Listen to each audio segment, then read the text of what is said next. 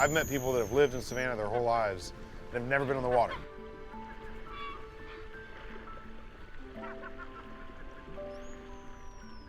You know, I think, you know, the journey is part of the destination. I've been fishing as long as I can remember. It's just something I've always had a passion for, always enjoyed it.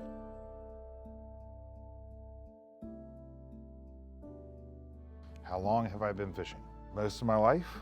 So, I don't know, 28 years probably. I've been doing it professionally for 9 years now.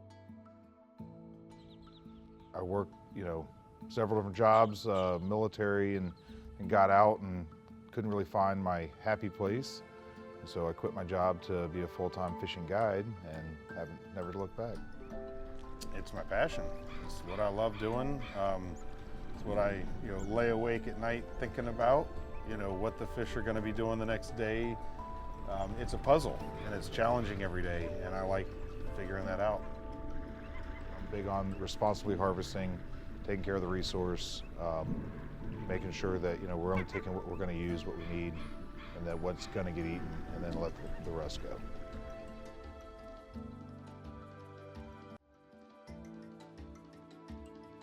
The leader and a #1 Kale hook, which is a modified circle hook.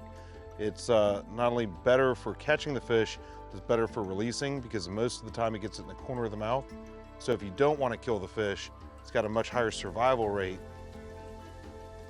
I want to let it just drift with the current. So I've got enough slack out right now. There's a fish. Go.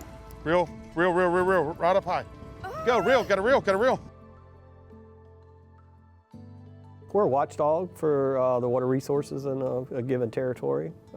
So we try to advocate for the river, its tributaries, groundwater, and keep it clean for the public.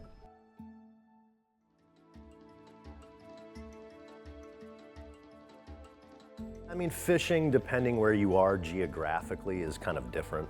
But down here in Savannah, you know, it's a lot of like redfish and trout and inshore type fishing.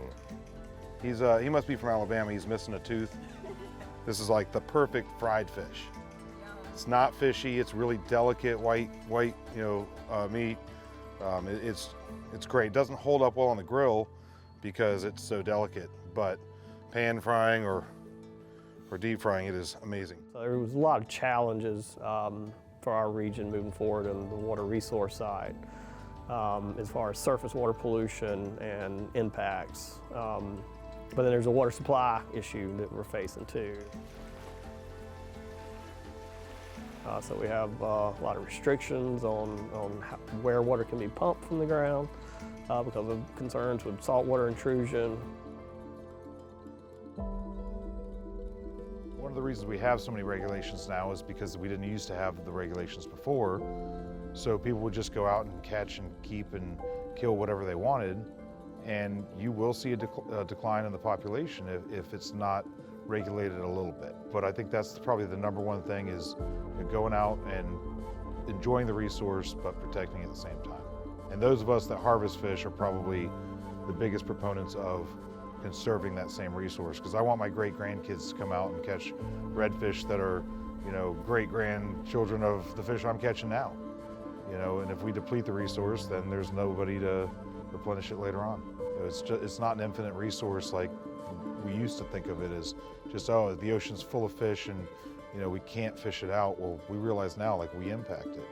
I don't know, with fishing, like, what is it about fishing that draws so many people to it, right? Like, how is it possible that I make a living off of other people's hobbies? Like, it's just fun. And I think one of the cool things about fishing is the process. The fishing is part of the reward. It's not just catching that fish. Some of my best days, you know, have not been the days that we've gone out and caught 100 fish. It's been the days that I've had awesome people on the boat.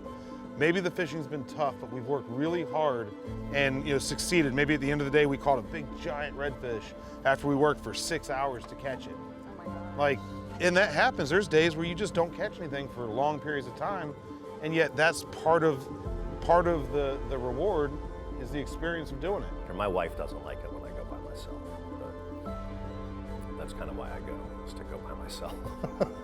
I don't think Savannah would be here if it wasn't for the water, right? Like, it's a major port city. We don't have a lot of farming on the coast because the soil's not fertile, right? So without the water, without the ecosystem and all the marine life, like, we probably wouldn't have a city here.